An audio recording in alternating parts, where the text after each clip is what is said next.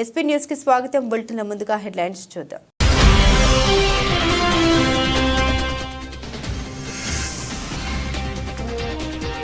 WhatsApp యూజర్లపై Pegasus నిఘా ధృవీకరించిన America court.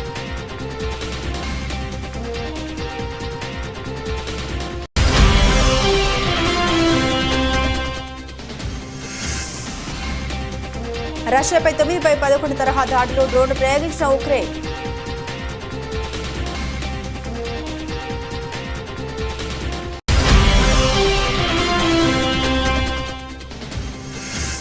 Gulf street labour క్యాంపును సందర్శించిన ప్రధాని మోదీ. భారత కార్మికులతో కలిసి అల్పాహార విందు చేసిన మోదీ.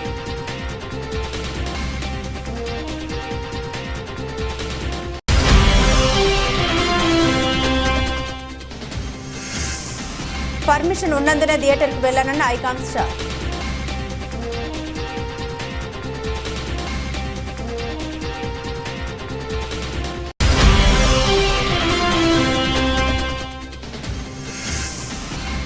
అధికారం ఉందని అసెంబ్లీ సాక్షిగా అబద్దాలు చెబితే నిజమవుతాయా? సీఎం రేవంత్ రెడ్డిపై కేటీఆర్ ఫైర్.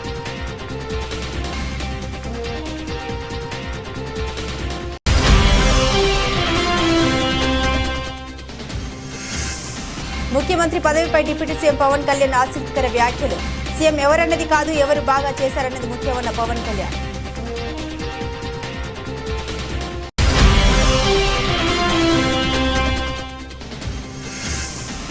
బాక్సింగ్ డే టెస్టుకు ముందు భారత్కు భారీ షాక్. నెట్స్లో గాయపడ్డ రోహిత్ శర్మ.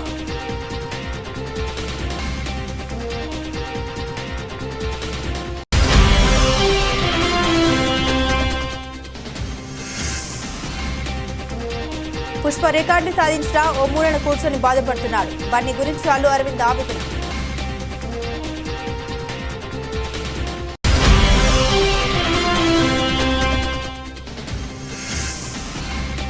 నిసాన్ హోండా జట్టు వాహనాల తయారీలో పరస్పర సహకరించుకోనున్న దిగ్గజ కంపెనీలు. వాట్సాప్ వినియోగదారుల డివైజ్లో అక్రమంగా పెగాసస్ స్పైవేర్ను జోపించిందని ఆరోపిస్తూ ఇజ్రాయెల్కు చెందిన ఎన్ఎస్ఓ సంస్థపై మెటా దాఖలు చేసిన కేసులో అమెరికా కోర్టు కీలక నిర్ణయం తీసుకుంది. వాట్సాప్ వినియోగదారుల డివైజ్ల హ్యాకింగ్కు ఎన్ఎస్ఓ గ్రూప్ దే బాధ్యత అని స్పష్టం చేసింది. వాట్సాప్లోని బగ్ను ఉపయోగించుకుని అక్రమంగా స్పైవేర్ను జోపించిందని ఎన్ఎస్ఓ గ్రూప్ పై మెటా సంస్థ 2019లో అమెరికా కోర్టును ఆశ్రయించింది. ఈ కేసును విచారించిన న్యాయమూర్తి పిలిస్ హామిల్టన్ 1400 మంది వాట్సాప్ వినియోగదారుల డివైజ్లు లక్ష్యంగా మారడానికి పెగాసస్ స్పైవేర్ తయారు చేసిన ఎన్ఎస్ఓ గ్రూప్ దే బాధ్యత అని స్పష్టం చేశారు. ఈ సంస్థ సంబంధిత చట్టాల్లోని నిబంధన ఉల్లంఘించిందని పేర్కొన్నారు. కోర్టు వ్యాఖ్యల పట్ల మెటా సంస్థ హర్షం వ్యక్తం చేయగా ఎన్ఎస్ఓ గ్రూప్ స్పందించలేదు. పెగాసస్ స్పైవేర్ ఉదంతం భారత్లోని ప్రకంపనలు రేపిన సంగతి తెలిసిందే. 300 భారతీయ మొబైల్ నంబర్లపై పెగాసస్ వినియోగించాలని 2021లో వార్తలు వచ్చాయి. ఇందులో అప్పటి వరకు 2 కేంద్ర మంత్రులు, 3 ప్రతిపక్ష పార్టీల నేతలు, జర్నలిస్టులు, వ్యాపారులు ఉన్నట్లు ఆరోపణలు సంచలనం రేపాయి. అయితే ఈ ఆరోపణలకు ఆధారాలు లేవని అప్పటి ఐటీ మంత్రి అశ్విని వైష్ణవ్ పార్లమెంట్లో ప్రకటించారు. ఇప్పుడు అమెరికా కోర్టు తీర్పు నేపథ్యంలో మరోసారి దేశంలో పెగాసస్ స్పైవేర్ చర్చనీయాంశంగా మారింది.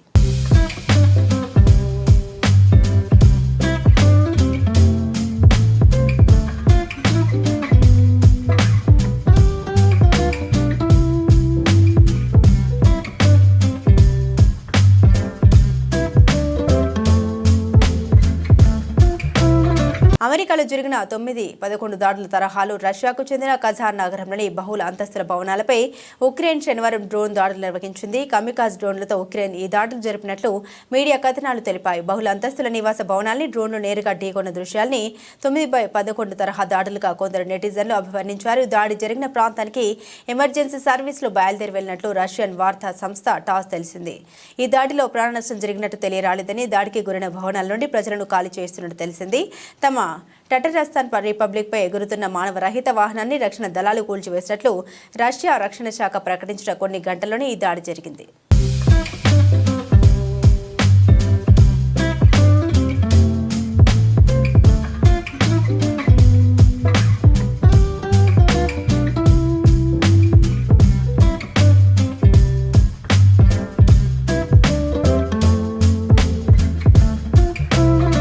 కువైట్ పర్యటనలో మొదటి రోజు భారత ప్రధానమంత్రి Narendra Modi Gulf spike labour క్యాంపును సందర్శించారు. కార్మికులతో కలిసి మమేకమయ్యారు. వారితో ముచ్చటించిన ప్రధాని కార్మికుల బాగోగులు అడిగి తెలుసుకున్నారు. భారత కార్మికులతో కలిసి అల్పాహార విందు చేశారు. విదేశాల్లోని భారతీయ కార్మికుల పరిస్థితిని మెరుగుపరిచేందుకు అన్ని విధాలుగా సహాయం అందిస్తామని ప్రధాని మోదీ తెలిపారు. ప్రధాని నరేంద్ర మోదీ తన 2 రోజుల పర్యటన నిమిత్తం కువైట్ చేరుకున్నారు. తన పర్యటనలో మొదటి రోజు ప్రధాని మోదీ గల్ఫ్ స్పైక్ లేబర్ క్యాంపును సందర్శించారు. ఇక్కడ ఆయన భారతీయ కార్మికుల్ని కలిశారు. ఈ సందర్భంగా కార్మికులతో కలిసి ప్రధాని మోదీ అల్పాహార విందు చేశారు. 43 ఏళ్లలో గల్ఫ్ దేశం కువైట్లో పర్యటించిన తొలి భారత ప్రధానిగా నరేంద్ర మోదీ నిలిచారు. కువైట్ పర్యటన సందర్భంగా ప్రధానమంత్రి షేక్ సాదల్ అబ్దుల్లా స్పోర్ట్స్ కాంప్లెక్స్ లో జరిగిన హాల్ మోదీ కార్యక్రమంలో భారతీయ ప్రవాసులను ఉద్దేశించి ప్రసంగించారు. ఈ సమయంలో అతను బ్లూ కాలర్ భారతీయ కార్మికులు నివసించే లేబర్ క్యాంపును కూడా సందర్శించారు. కువైట్లో భారతీయులను ఉద్దేశించి ప్రధాని మోదీ మాట్లాడుతూ ఇక్కడ మినీ ఇండియా ఆవిర్భవించిందని అన్నారు. భారతదేశంలోని ప్రతి ప్రాంతం నుండి ప్రజలు ఇక్కడికి వచ్చారని ప్రధాని తెలిపారు. కువైట్లో భారతీయులు అతిపెద్ద ప్రవాస సంఘంగా ఉన్నారన్నారు. కువైట్లోని వివిధ రంగాల్లో దాదాపు 1 మిలియన్ల మంది పనిచేస్తున్నారు. గల్ఫ్ స్పీక్ లేబర్ క్యాంపులో 90% కంటే ఎక్కువ మంది భారతీయులు ఉన్నారన్నారు. వారితో ప్రధాని మోదీ సంభాషించారు. భారత్ నుండి ఇక్కడికి రావడానికి 4 గంటల సమయం పడుతుంది, కానీ భారత ప్రధాని ఇక్కడికి రావడానికి 4 దశాబ్దాలు పట్టిందన్నారు మోదీ. ఎన్నో దశాబ్దాల నుండి ఇక్కడికి భారతీయులు ఉపాధి కోసం వస్తున్నారు. ప్రతి ఏటా ఇక్కడికి వచ్చే వాళ్ళ సంఖ్య పెరుగుతుంది. మీరు కువైట్కు భారతీయతను జోడించారు. కువైట్లో ఉపాధి పొందుతున్న ప్రతి భారతీయుడికి కేంద్ర ప్రభుత్వం అండగా ఉంటుందని ప్రధాని మోదీ హామీ ఇచ్చారు. तमिलनाडु में तूतुकुड़ी है सर. इधर कुवैत में आके इधर गल्फ स्पीक कंपनी में काम कर रहा है सर. उसके बाद ये तो 9 साल हो गया सर. 9 साल का उधर कंपनी तो अच्छा है, वो मैनेजमेंट में अच्छा सपोर्ट कर रहा है. ये तो पहले तो घर नहीं है कोई, इसका बाद में इधर आने के बाद घर बनाया और तो फैमिली तो अच्छी ठीक ही है सर. और मेरा तो एक माँ पापा है और तो बीवी है. वो तो एक ही छोटा बच्ची है सर, अभी LKG जा रहा है सर. अब मैं तो और क्या बोलने का मुश्किल नहीं है आपका से. और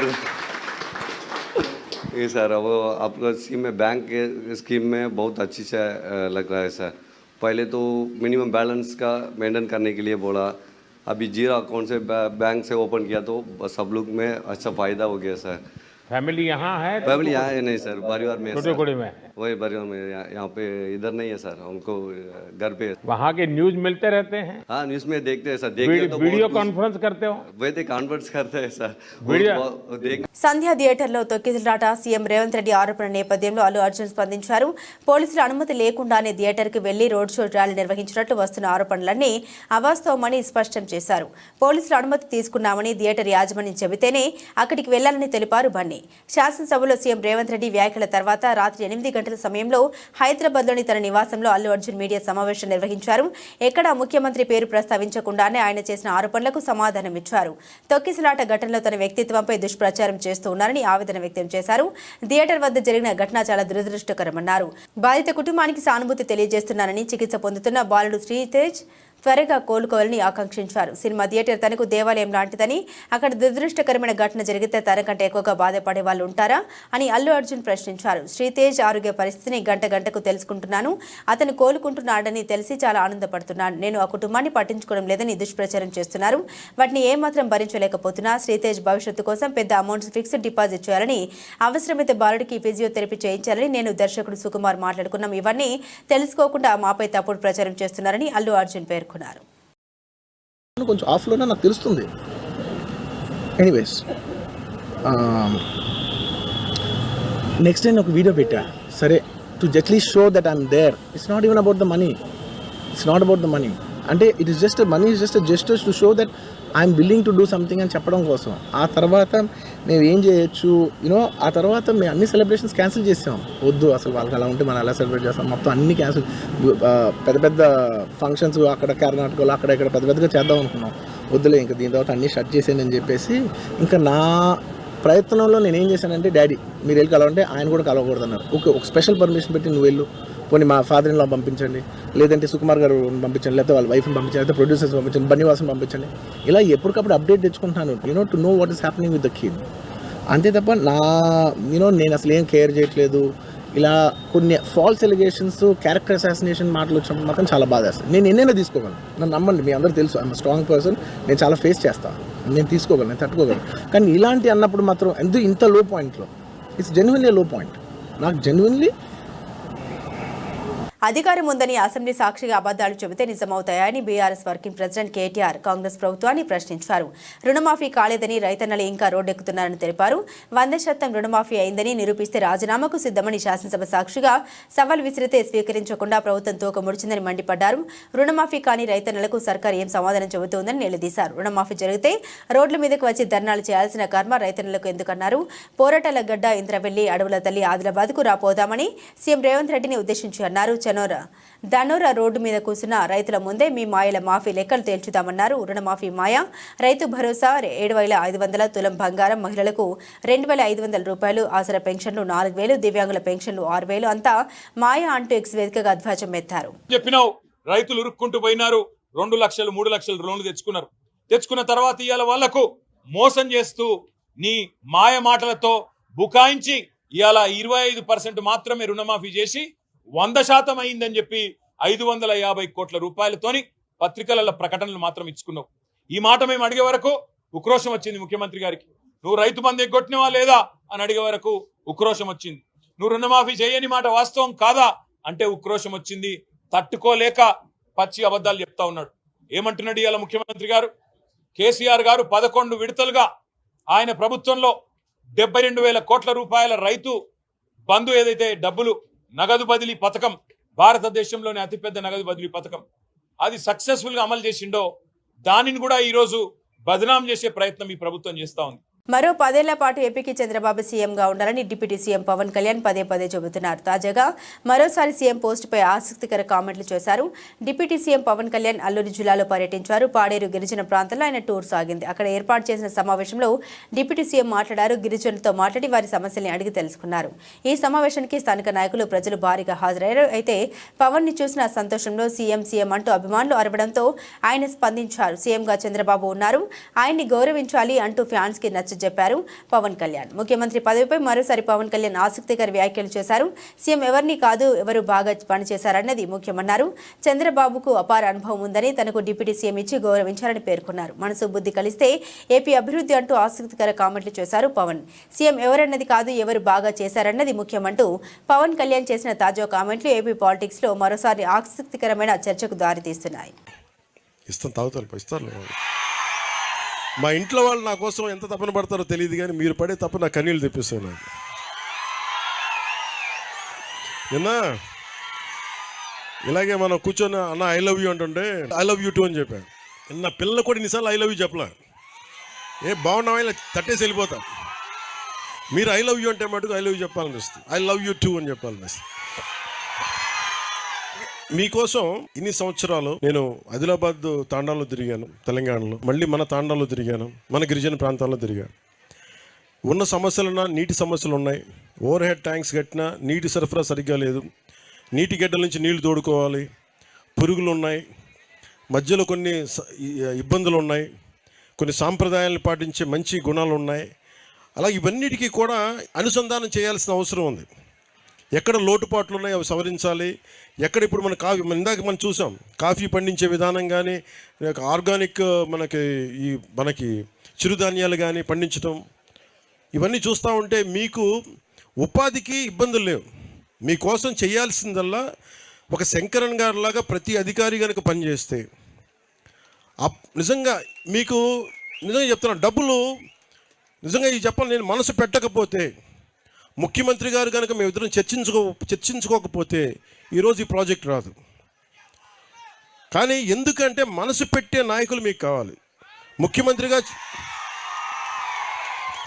ముఖ్యమంత్రిగా నారా చంద్రబాబు నాయుడు గారి దృష్టికి నేను ఏం తీసుకెళ్ళగలనంటే, నాకు ఫైనాన్స్ని ఎలా హ్యాండిల్ చేయాలో నాకు తెలియదు. హన్మకొండ జిల్లా పరకాల పట్టణ కేంద్రంలోని ఆర్ గార్డెన్లో పోచంపల్లి ఫౌండేషన్ ఆధ్వర్యంలో ఏర్పాటు చేసినటువంటి ఉచిత కుట్టు మిషన్ల పంపిణీ కార్యక్రమానికి ముఖ్య అతిథిగా ఎమ్మెల్సీ పోచంపల్లి శ్రీనివాసరెడ్డితో కలిసి పరకాల మరియు దామెర మండలాలకు చెందిన సుమారు 650 మంది మహిళలకు పరకాల నియోజకవర్గ మాజీ ఎమ్మెల్యే చెల్ల ధర్మారెడ్డి కుట్టు మిషన్లు అందించారు. ఈ సందర్భంగా చెల్ల ధర్మారెడ్డి మాట్లాడారు. నియోజకవర్గంలో ఉచితంగా కుట్టు మిషన్లు శిక్షణ ఇప్పించడం జరుగుతుందని, అందుకు సహకరించిన ఎమ్మెల్సీ పోచంపల్లి శ్రీనివాసరెడ్డికి కృతజ్ఞత తెలుపుతూ మీకు ఇచ్చిన కుట్టు మిషన్లతో మీ కుటుంబానికి ఆర్థికంగా ఆసరాగా ఉండేలా పని చేసుకోవాలని మహిళలకు సూచించారు. ఒక అవకాశం ఇవ్వండి, అభివృద్ధి అంటే ఏందో రుచి చూపిస్తాను. మా వాళ్ళన్నది నీకు అవకాశం ఇస్తే రుచి ఏం చూపిస్తావు, అభివృద్ధి ఏం చూపిస్తావు అన్నారు. ఒక్కసారి అవకాశం ఇచ్చి చూడండి, నేను అభివృద్ధి అంటే ఏదో చూపిస్తాను. మీ అందరు కళ్ళతో చూస్తూ ఉన్నారు. మీ అమ్మగారులు కావచ్చు, మీ అత్తగారులు కావచ్చు, మీరుండే గ్రామాలకు మన నియోజకవర్గం కాకుండా వేరే నియోజకవర్గానికి మన నియోజకవర్గ గ్రామాలకు తేడా ఏందో మీరు గమనించారు.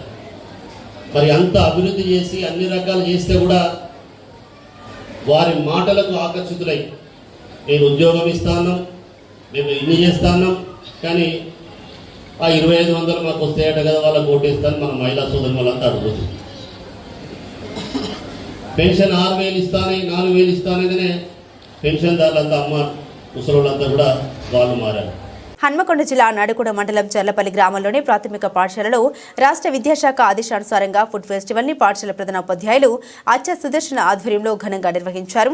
ఈ యొక్క కార్యక్రమానికి ముఖ్య అతిథులుగా చర్లపల్లి మాజీ సర్పంచ్ చాడా తిరుపతి రెడ్డి హాజరై ప్రతిరోజు పిల్లలకు పౌష్టికాహారమైన ఆహారాన్ని చిన్నప్పటి నుండి పిల్లలకు అందించినట్లయితే పిల్లలు ఆరోగ్యవంతంగా ఎదుగుతారని తల్లిదండ్రులతో అన్నారు.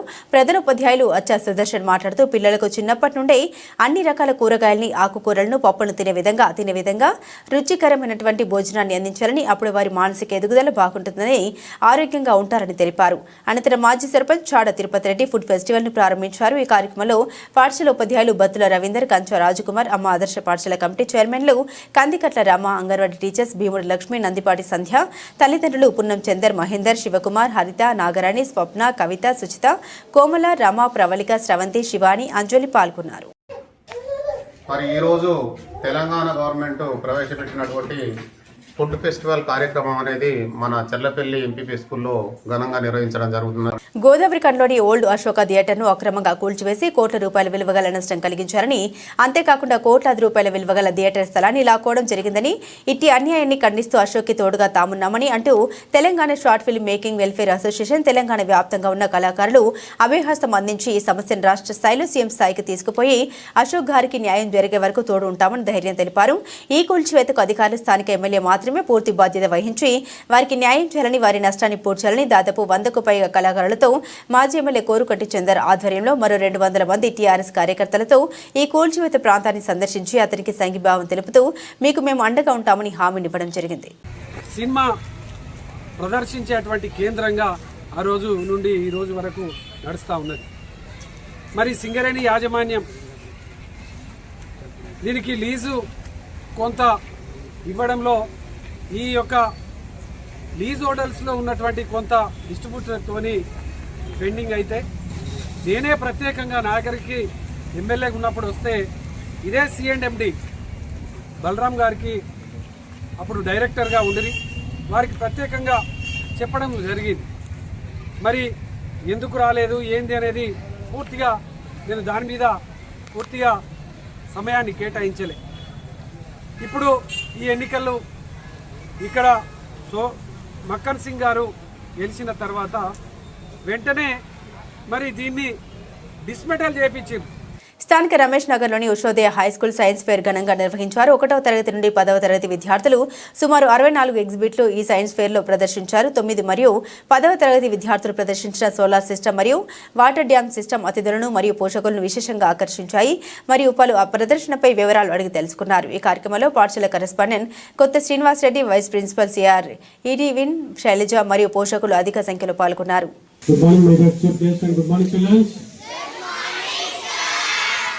వేదికను అలంకరించిన నా ప్రియమిత్రుడు మన వార్డు కార్పొరేటర్ అయినటువంటి శ్రీ ఎండి ముస్తఫా గారికి స్వాగతం, సుస్వాగతం. అలాగే ప్రస్మా స్టేట్ వైస్ ప్రెసిడెంట్ శ్రీ బండారం యాదగిరి గౌడ్ గారు, విశ్వపాతి గ్రూప్ ఆఫ్ స్కూల్ చైర్మన్, వారికి కూడా స్వాగతం, సుస్వాగతం. అదేవిధంగా పెద్దపల్లి జిల్లా అధ్యక్షులు ప్రస్మా గీతా స్కూల్ కరెస్పాండెంట్ శ్రీ కంది రవీంద్ర రెడ్డి గారికి స్వాగతం, సుస్వాగతం. అదేవిధంగా నా రామగుండం నా తోటి సహచారి మిత్రులు అధ్యక్షుల వారిగా వారు నాకు ఎంతో సహకారం అందిస్తున్నారు. అధ్యక్షుల వారికి శ్రీ ఆదర్శండి సమ్మారావు గారు, గుడ్ మార్నింగ్ స్కూల్ కరెస్పాండెంట్, ప్రస్మా రామగుండం కార్పొరేషన్ అధ్యక్షులు. అదేవిధంగా మిత్రులు చంద్రపట్ల తిరుపతి రెడ్డి గారు, Christian talent school central colony correspondent, అదేవిధంగా పెద్దపల్లి జిల్లా జనరల్ సెక్రటరీ, వారికి స్వాగతం, సుస్వాగతం. అదేవిధంగా గెస్టులు వచ్చేది చాలామంది కూడా, సో అందరికీ తరగతి స్వాగతం పలుకుదాం. ఈరోజు మా కార్యక్రమాన్ని మన్నించి మా జిల్లాను ఆశీర్వదించడానికి వచ్చిన ప్రతి ఒక్కరికి కూడా పేరు పేరున నమస్కారాన్ని తెలియజేస్తూ, సో సైన్స్ అనేది మన జీవితంలో ఎంతో ముఖ్యమైన కార్యక్రమం. సైన్స్ లేనిదే మన మనుగడ లేదు. సైన్స్తోనే మన అన్ని విషయాలు ముడిపడి ఉన్నాయి. కాకపోతే మనం తెలిసి ఉదయం లేచిన మూల రాత్రి 12 వరకు కూడా ప్రతిదీ కూడా సైన్స్తోనే ముడిపడి ఉంది. సో మా యొక్క చిన్నారులు చేసేటువంటి యొక్క ఎక్స్పెరిమెంట్స్ని మీ యొక్క పెద్ద మనసుతో వాళ్ళు వీక్షించి వాళ్ళని ఆశీర్వదించవలసిందిగా ప్రతి ఒక్కరిని నేను కోరుతాను.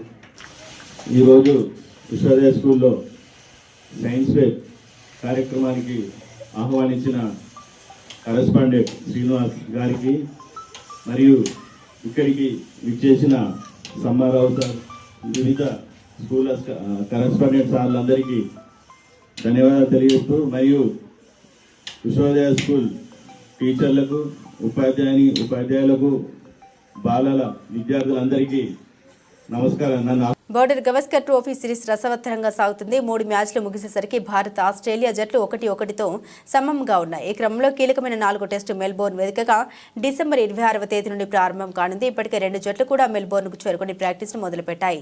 బాక్సింగ్ డే టెస్టును విజయవంతం సాధించేందుకు గాను 2 జట్లు అస్త్రశస్త్రాలను సిద్ధం చేసుకుంటున్నాయి. అయితే ఈ మ్యాచ్కు ముందు టీమిండియాకు భారీ షాక్ తగిలింది. ప్రాక్టీస్ సెషన్లో కెప్టెన్ రోహిత్ శర్మ గాయపడ్డట్లు వార్తలు వస్తున్నాయి. నెట్స్లో బంతిని ఎదుర్కొనే సమయంలో అతడి ఎడమ మోకాలికి బాల్ తగిలినట్లు తెలుస్తుంది. నొప్పి తీవ్రంగా ఉండడంతో అతడు వెంటనే వైద్య సహాయం కోరాడు. అతడి మోకాలికి పట్టి వేశారు. దీంతో రోహిత్ శర్మ ప్రాక్టీస్ ఆపేసి కుర్చీలో పక్కగా కూర్చున్నాడు. అతడి గాయం తీవ్రతపై ఇప్పటికైతే స్పష్టత లేదు. ఒకవేళ తీవ్ర గాయమై అతడు 4వ టెస్టుకు దూరమైతే మాత్రం అది భారత్కు గట్టి ఎదురు దెబ్బగానే చెప్పవచ్చు. ఇక శనివారం నెట్స్లో కేఎల్ రాహుల్ చేతికి గాయమైనట్లు తెలుస్తుంది. కాగా వీరిద్దరి గాయాలపై బీసీసీఐ ఇప్పటి వరకు ఎలాంటి అధికారిక ప్రకటన చేయలేదు. అయితే 4వ టెస్టుకు మరో 4 రోజుల సమయం ఉండడంతో అప్పటి వరకు ఇద్దరు కోలుకుంటారని జట్టు మేనేజ్మెంట్ భావిస్తుంది.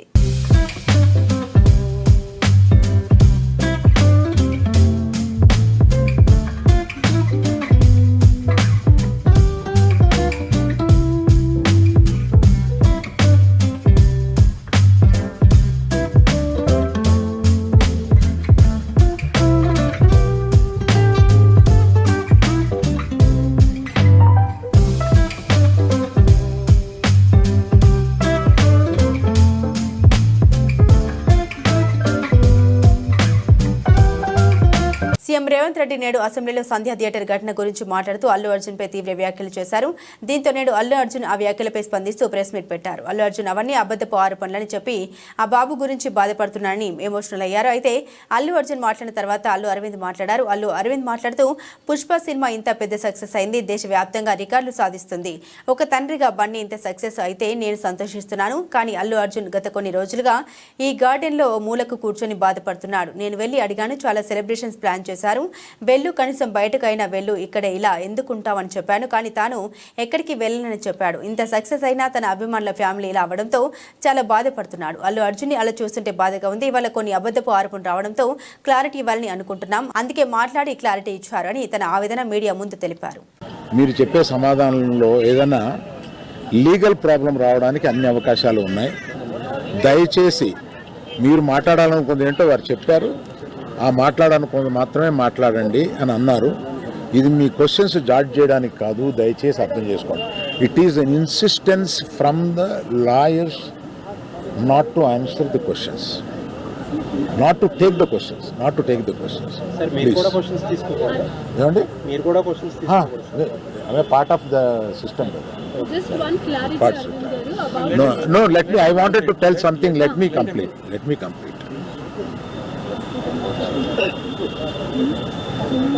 ఒక ఆల్ ఇండియాలో ఈ కలెక్షన్స్ బ్రేక్ చేసిన సినిమాలో తన కష్టం, ఆ సినిమాకి అంత కలెక్షన్స్ రావడం, ఇవన్నీ చేసిన ఒక సినిమాకి అతను వెళ్ళి మొదటి షోలో తను కూర్చొని జనం దీన్ని ఎంత అప్రిషియేట్ చేస్తున్నారు, తనని ఎలా రిసీవ్ చేసుకున్నారు అని చూసుకునే అదృష్టం లేకపోయింది.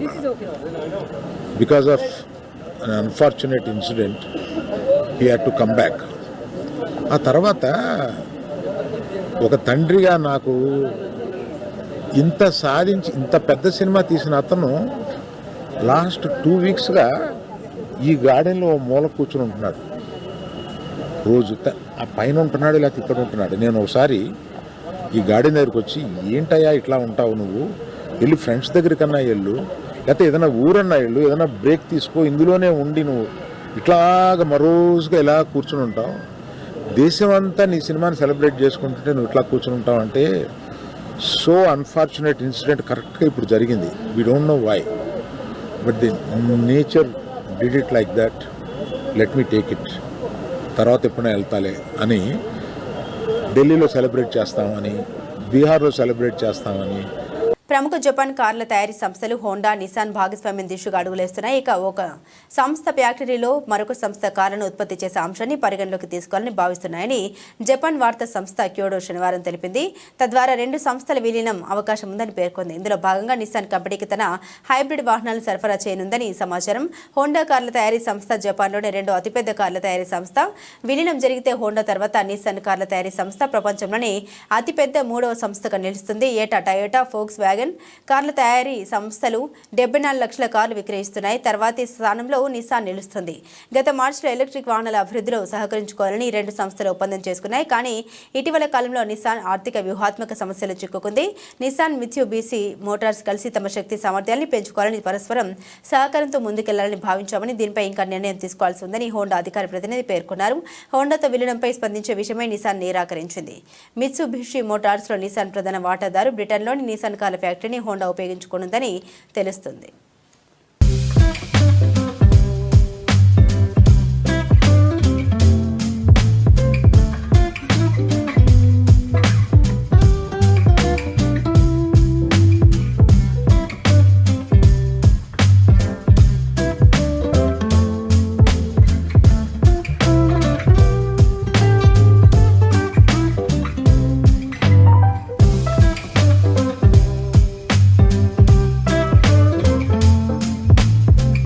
బులెటిన్ ముగించే ముందు హెడ్లైన్స్ మరోసారి.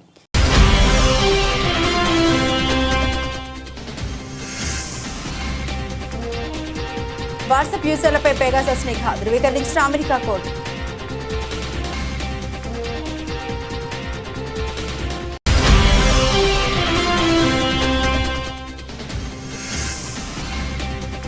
రష్యాపై 9/11 తరహా దాడిలో డ్రోన్ ప్రయోగించిన ఉక్రెయిన్.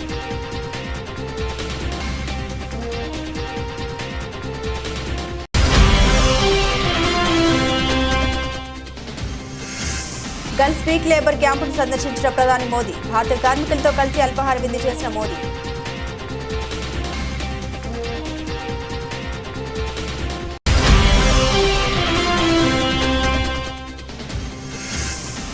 పర్మిషన్ ఉన్నందునే థియేటర్కు వెళ్లానన్న ఐకాన్ స్టార్.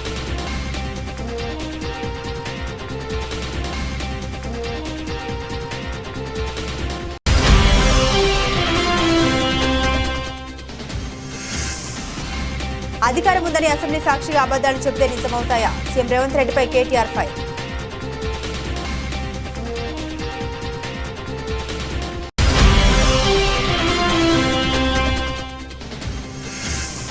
ముఖ్యమంత్రి పదవిపై డిప్యూటీ సీఎం పవన్ కళ్యాణ్ ఆసక్తికర వ్యాఖ్యలు. సీఎం ఎవరన్నది కాదు, ఎవరు బాగా చేశారన్నది ముఖ్యమన్న పవన్ కళ్యాణ్.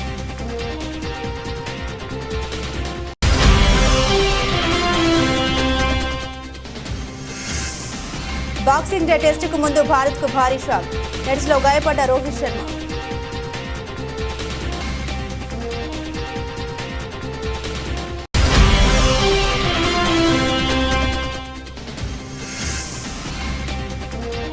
పుష్ప రికార్డుని సాధించిన ఓ మూలన కూర్చొని బాధపడుతున్నాడు. బన్నీ గురించి అల్లు అరవింద్ ఆవేదన.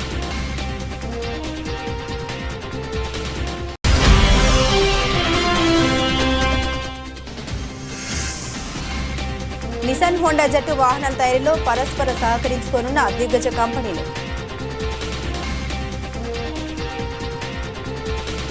ఇవి బులెటిన్లోని విశేషాలు. తిరిగి మరో బులెటిన్తో మళ్ళీ కలుసుకుందాం. అంతవరకు సెలవు. నమస్కారం.